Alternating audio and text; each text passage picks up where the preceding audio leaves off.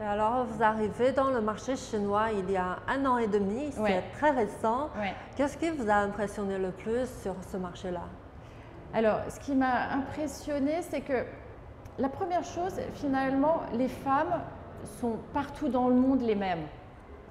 Elles veulent des bons produits, elles veulent toujours un petit peu changer leur couleur, mais elles sont très préoccupées par la qualité des produits.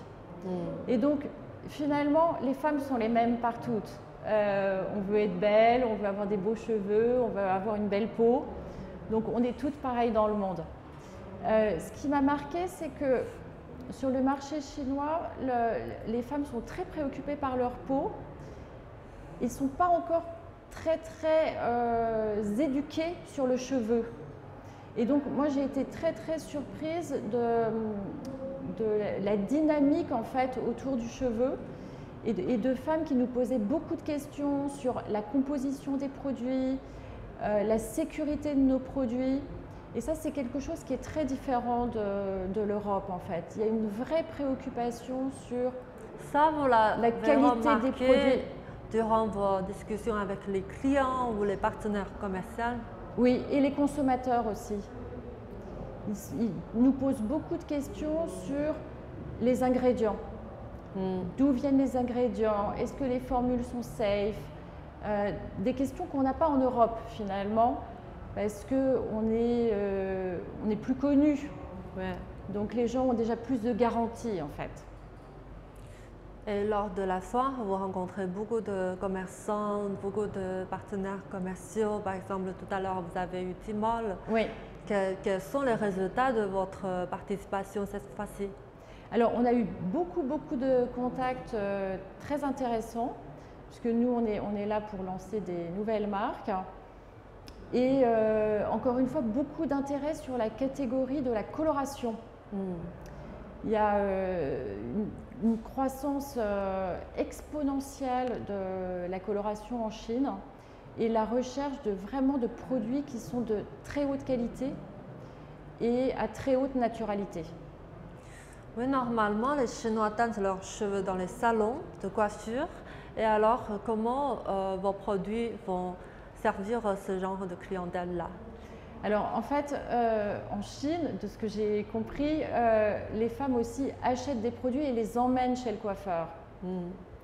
Donc nous, notre première approche, c'est celle-là en fait, c'est qu'elles utilisent nos produits soit à la maison, soit qu'elles le fassent connaître et qu'elles l'emmènent chez leur coiffeur qui va utiliser nos produits.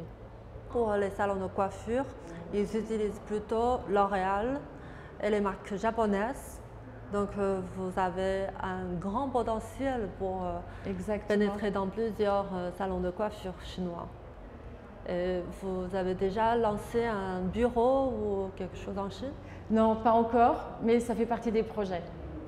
Et l'île d'Arana est destinée à devenir une île de libre-échange. Alors, vous avez des projets de s'installer ici ou ailleurs? Alors, pour l'instant, c'est le début de notre présence en Chine. Mais on va étudier des projets à la fois sur Hainan et sur la Chine continentale. Pour l'instant, on est vraiment aux prémices de notre approche du marché chinois. Et comment vous avez eu cette idée de venir en Chine? Alors, en fait, nous, on est hébergés sous le pavillon de Business France.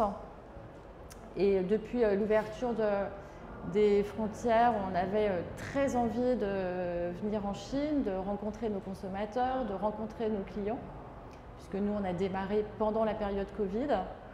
Donc, on a vraiment pris l'opportunité. C'est la première fois que vous venez en Chine? Oui. Est-ce que c'est différent par rapport à l'image que vous avez eue dans la tête? Alors, oui, c'est très différent parce que c'est très dynamique. C'est beaucoup plus dynamique qu'en Europe. Il y a beaucoup d'énergie positive, il y a beaucoup de curiosité.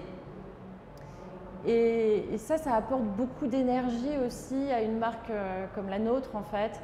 On a envie d'être à la hauteur des attentes du marché chinois. Donc c'est Business France qui vous a persuadé de venir?